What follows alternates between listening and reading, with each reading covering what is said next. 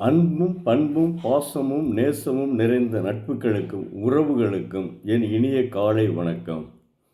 இன்றும் நாம் முன்னாள் ஜனாதிபதியும் இஸ்ரோ விஞ்ஞானியுமான டாக்டர் ஆ.ப.ஜே. அப்துல் கலாம் அவர்களின் வாழ்க்கை வரலாற்றை பார்ப்போம்.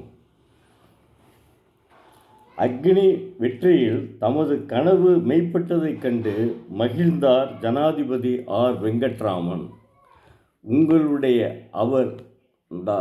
டாக்டர் வெங்கட்ராமன் அவர்கள் உங்களுடைய ஆழ்ந்த ஈடுபாடு, கடும் உழைப்பு மற்றும் திறமைக்கு பெருமை சேர்க்கும் புகழ் மாலை இது என்று சிம்லாவில் இருந்து அவர் தந்தி அனுப்பியிருந்தார்.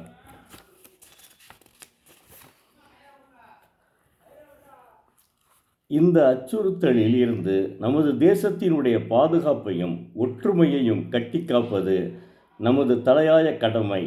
அந்நிய ஆதிக்கத்தை எதிர்த்து தேச விடுதலைக்காக போராடிய நமது முன்னோர்கள் நம்மிடம் ஒப்படைத்து சென்ற பொறுப்பை நாம் கர்ம சிரத்தையோடு நிறைவேற்ற வேண்டாமா?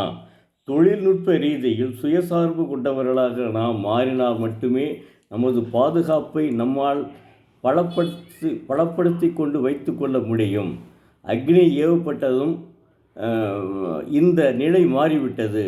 தன்னை வம்பு சண்டைக்கு இழுத்து போரில் இறங்கக்கூடிய எந்த முயற்சியையும் முறியடிக்கக்கூடிய பலம் பெற்றுவிட்டது இந்தியா. இது அக்னியில் பிறந்த சக்தி. IGMBD ஆரம்பிக்கப்பட்டு 5 வருடங்கள் பூர்த்தி அடைவதை குறிக்கும் அடையாள சின்னமாக அக்னி விண்பயணம் அமைந்துவிட்டது.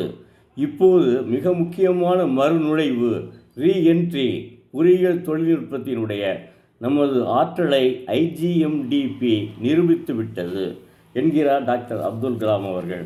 மும்பையில் உள்ள மகாராஷ்டிரா மாநில